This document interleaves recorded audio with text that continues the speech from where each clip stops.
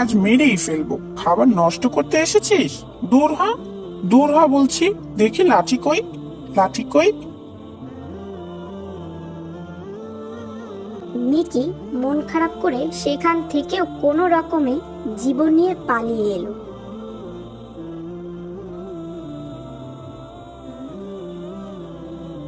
আর আল্লাহর কাছে দোয়া করলো,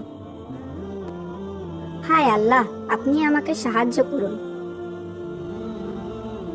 ঠিক তখনই এক দাদিমা রাস্তা দিয়ে হেঁটে যাচ্ছিলেন। তিনি মিকিকে দেখে বললেন, হ্যাঁ রে, তুই তো দেখতে ভারী মিষ্টি। মিকি কাছে গেল আর ম্যাও ম্যাও করে ডাকলো।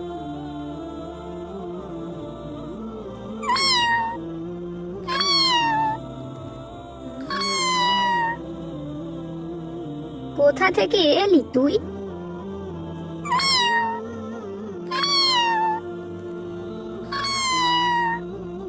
মনে হচ্ছে তোর পেটে অনেক ক্ষুধা।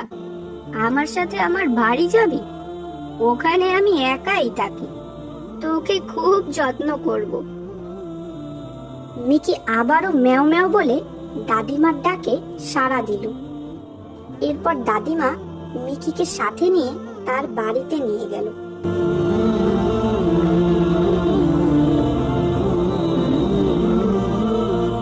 এবং মিকি তার বাড়িতে বেশ মজার সাথে দিন পার করতে লাগলো।